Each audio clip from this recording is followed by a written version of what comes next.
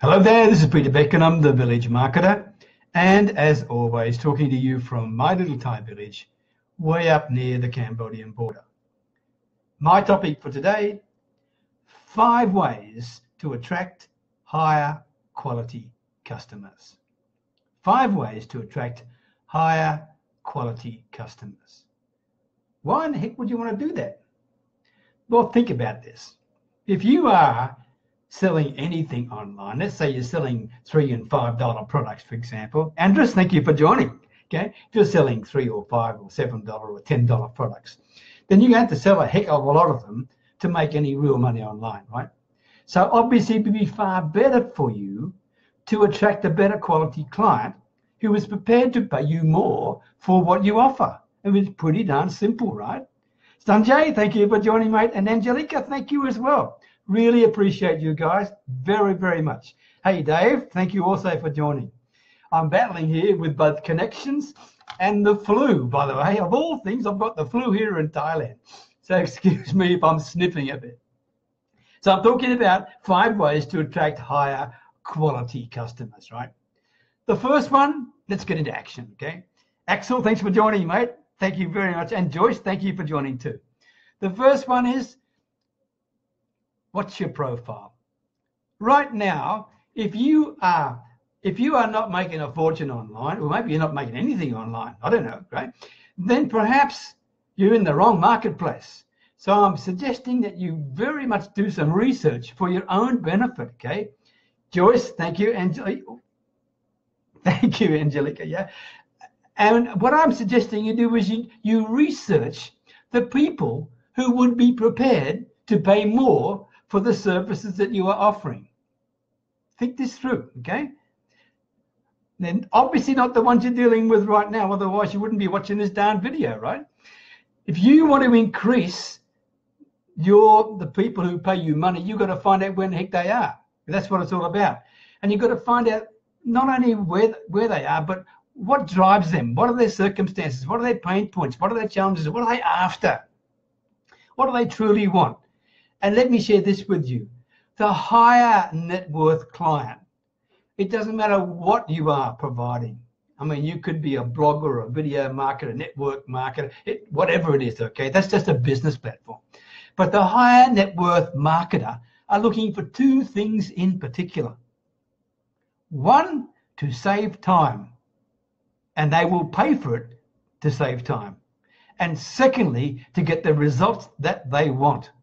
So if you can deliver results to people in half the time that they expected, then I can tell you they'll have no problem getting their credit card out and paying for your services. So keep those 2 things clear in your mind. You are not dealing with a potential customer for a $7 sale. You're talking about maybe 700 or 1,000 or 3,000 or 5,000, whatever it is, okay? There is no more difficulty in selling that price, I can tell you, than a $7 sale. It's just the way you position it, and more importantly, your mindset. You have to believe that you can provide the results in the time that these people are expecting. Because if you can't, you're a fraud, right? You really are a fraud. So first of all, build a profile of the customer who you feel will be prepared to pay for the top line services that you can offer, whatever it may be, okay? And make sure you remember that these people value time and results, but they do take action. Very important, right? Money is a secondary consideration to them. They will vary it in terms of value for money, but they're prepared to pay for it if you can deliver the results. Second thing is, raise your prices. Oh, I'll probably give you a heart attack thinking of this. BJ, thank you for joining. I didn't see you there. And Matthew, thank you for joining too. Dilip, thank you. I really appreciate you guys, okay? Raise your prices. Now, don't have a heart attack about this. This takes a bit of guts, right? But let me share a little story with you. We run a Thai silk business here in our Thai village. And things were doing okay, but not brilliantly. I'm going back a few years now, right? And so we looked around and we knew, and we got very good quality silk, okay? Handmade Thai silk, okay? And we looked at what they were charging for silk in Italy and in various places, and they were 10 times more than what we were charging, right? But I was hesitant. Oh, I don't know, if we increase the price, then people aren't going to buy from us. You know, that's the thinking, right? But we thought, to hell with it. We tripled our prices, not doubled them. We tripled our prices. And you know what happened? Our sales went up. Our sales went up, and of course our revenue did as well, but our actually number of sales went up because people associated the higher price with quality. In other words, we were killing ourselves before because we were charging too cheaply for the high quality silk, and people were therefore pigeonholing us as cheap silk. And it's not cheap silk. Okay, it's really not cheap silk. And I can tell you we have customers who will testify they love what we do. So in other words, have the intestinal fortitude to increase your prices. But when you increase your prices, make sure you also increase the value that you're offering. Don't just double the price of what you got now and not offer any more. I mean, that's not really smart, right? You've got to give more in order to qualify to get more. And remember the two things I told you before, time and results. They're the two things that they're looking for, time saving and results. So what you need to do is make sure that whatever you offer in this new package of yours saves them time. In other words, don't offer them more one-on-one time with you. That's not what they want. You might be a really smart leader, great coach, whatever it may be. They don't want that. They want to save time, not spend more time with you. It doesn't matter how good your personality is, how good your skills are, right? So time is not necessarily a thing that they're looking for. But they are looking for things like bonuses. And if you can come up with some simple bonuses that also save them time, I can tell you that'll add significantly to the package of service that you're offering, okay? Number 3, you've got to get your message right. This is pretty simple, but pretty darn powerful. In other words, when you are dealing with a high net worth potential customer, your message is not about benefits. Your message is not about features. They're not interested in this. Remember, I told you they want results, right? And they want them quickly. In fact, they want them tomorrow. What your message has got to do is show them what they will feel like when the results that they want actually appear for them. Okay? Show them and tell them how they will feel when they get the results from working with you that they truly want. That's what your message is going to be. Very important you understand that bit, right? Number 4, you've got to create trust and credibility. Obviously, for any sales situation, you need to do this, obviously, right? And the best way to create trust and credibility is to be a giver, to give content, to give value, to listen to all these things which we've talked about before in previous lives, okay? But more importantly, perhaps one of the things, if you're dealing with a high net worth marketplace, right? People who are prepared to pay you more, you've got to get outside your comfort zone. You've got to move to a new target audience. And here's a suggestion for you. Don't die. Don't die about this. But why not think about becoming a speaker? Become a speaker, even if it's only to 20 people in a room in your local town, whatever it is. I can tell you it is the fastest way to build credibility, to build trust, to build relationships face to face.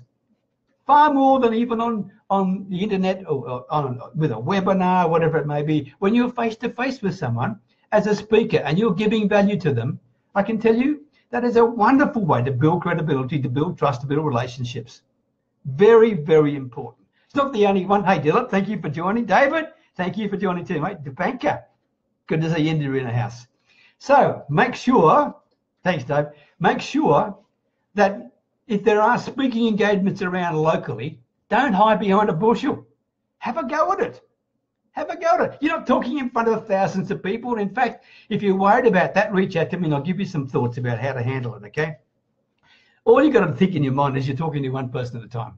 Even if there's 100 people in the room, you're still talking to one person at a time. That's a clue for you, okay?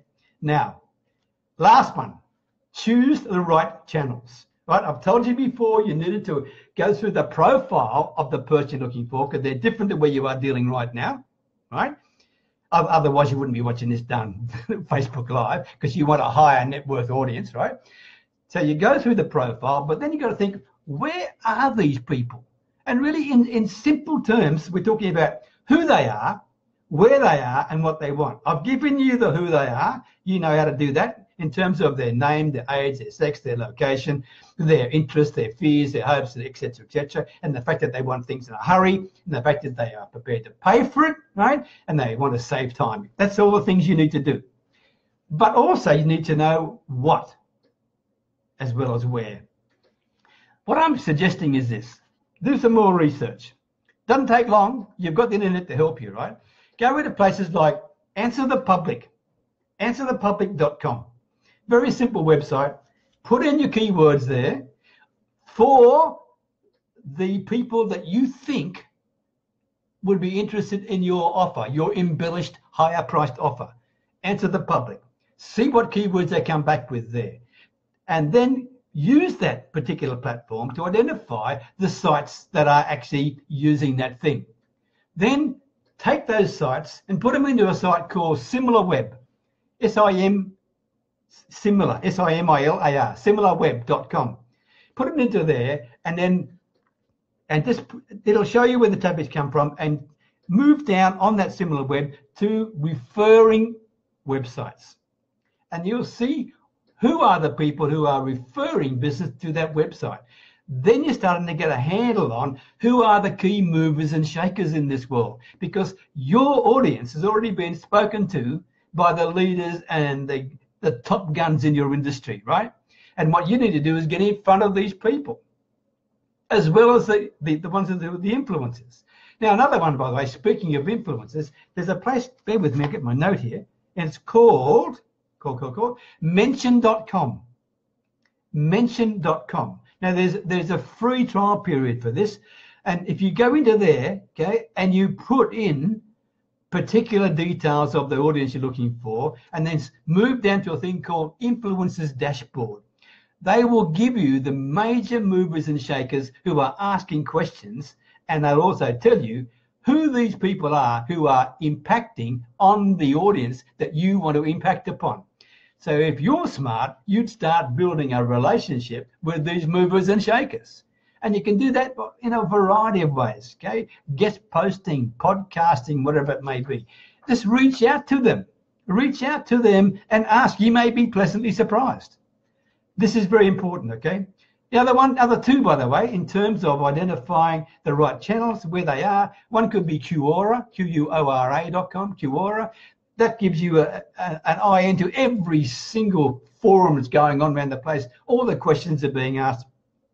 And you can identify from there who are the people asking these particular questions and what questions are they asking. And therefore, is your offer appropriate to those questions, right? Another one, of course, set up your own Google Alerts. Pretty smart. Google Alerts. That Google will tell you whether you want it daily, weekly, whatever it is. They will tell you who's talking about you. Who's sharing your information? Who is interested in what you've been doing? Okay, so these are things that you need to do a little bit of research on in order to move yourself from where you are right now, and maybe selling $7 products, to a situation where you're selling premium type products. Now, by the way, there's one other thing. I mean, more than one other thing. But in a Facebook Live, I cannot give you all the details. But you need to position your packages, okay, in such a way that they are presented as high quality. It doesn't mean they've got to come out with some fancy website. It simply means the wording that you use has got to make sure that it resonates with a client, a potential client, who is prepared to pay for quick results, right? Keep that in mind. And they will look through your presentation and then maybe seek out your particular offer. And if you do that, then you can take them through what you can do for them without going through all the sales rubbish. Enough for that, okay? I hope you found some thoughts about that. If you need some help in any way, shape or form with how to move to a more higher quality audience, then reach out to me and talk to me. I mean, it's not that difficult. It does take time. It does take effort, but you need to commit time, money and effort to do anything online, right? If you're not prepared to do that, then nothing's going to happen. And if you want to change the way things are happening for you now, you've obviously got to change what you're doing.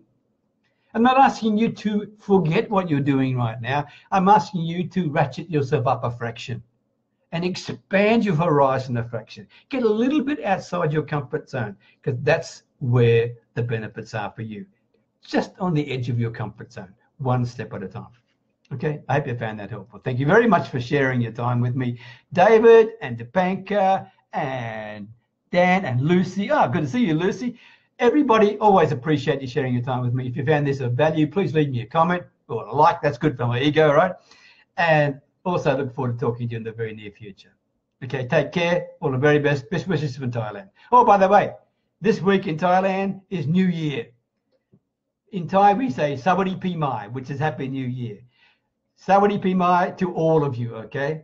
We are 543 years difference in calendar to the normal calendar, right? So you can work that out. And the Thai New Year goes for 4 days, full of water festivals, etc. And if you watch my wall over the next few days, I'll be sharing some things with you. Enough of that. All the very best. Happy New Year to all. Bye-bye.